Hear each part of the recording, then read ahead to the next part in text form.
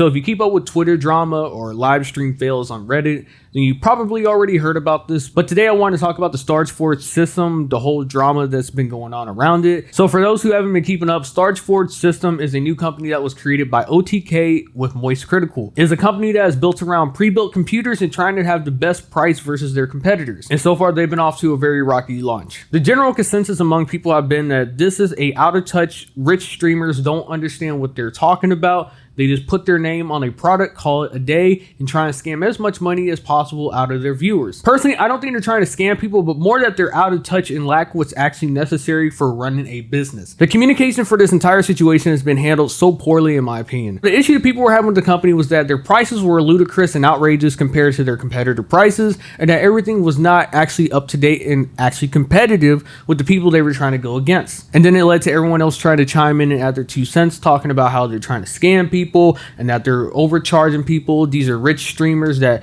don't know what the hell they're doing and they're just trying to make a quick buck off their fans. And I genuinely believe that it just leads to a situation of not knowing what they're doing.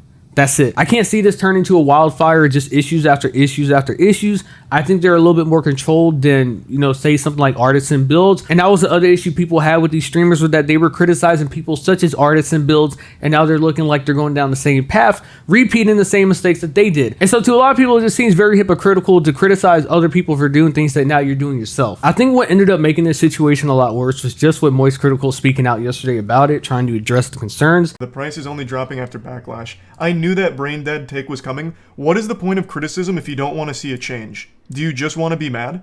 The whole point of criticism is to try and get change, which this has done.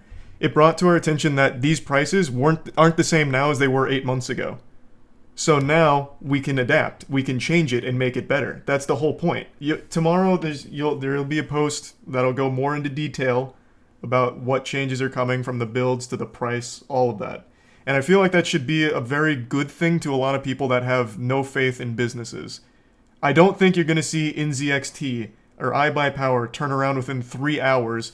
Like right after the conference, about like 2 hours later, after seeing all the criticism, the entire board of OTK plus myself got on a call, went over everything, talked about what's not working, what we should change based on the feedback. Problem is, when it comes to running a company and having a narrative, it's good to be transparent and open, but there is a way to do that. When you're in an environment where you're streaming to others and a lot of people, you're never going to appease everybody, and you're never going to be able to say things in a way that needs to be said. I get the streamers want to be on the forefront of the company and trying to say, hey, we're transparent, we're not going to dupe you, we are here, we are listening, we're going to do the best that they can. But then when you got someone like Mizkif that's trying to ban people and trying to get a thread taken out that's discussing about it, and then on the other hand you got Charlie that's trying to be open to the criticism and explain and trying to talk to it, it just makes it messy. It makes it extremely messy. The way the situation should have been handled was yesterday, backlash, cool. Let the company, PR, whatever, speak out on it and call it a day. When you're a company that's owned by multiple people, I feel it's extremely important to have one unified voice, not multiple voices. It doesn't work.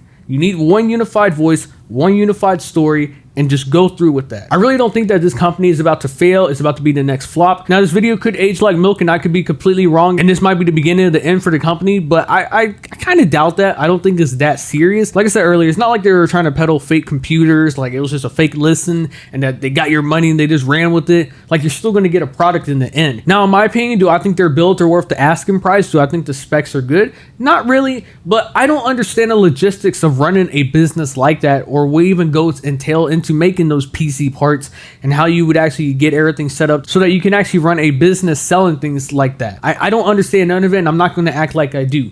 But I will say that from a consumer point of view, I don't think it's a really good value. I think that you would be better off looking somewhere else, or at least looking at other competitors who offer higher tiers that would give you more bang for your buck. That's just my personal 2 cents on that. I build my own computer, so I've never had to worry about a pre-built, but from my personal opinion, if I was looking at a pre-built for someone, I would just look at the prices, see what all the competitors offer, what do the higher tiers have, and which ones give me the most bang for the buck. I think the biggest issue that just comes from this is plastering a bunch of streamer faces all over these products, trying to be the face of it, when in reality, this is still a business first and foremost. Just let the company Twitter talk about it. let a PR statement go out, and leave it at that. Trying to take control of the situation yourself, trying to answer questions on stream, trying to do this, trying to do that, it doesn't end well, and it never will. You will never change the narrative, especially in a live streaming environment where all you're going to do is have people posting messages trying to get a rise out of you and try and get you to react. More times than not, people could care less about getting a real response out of the person.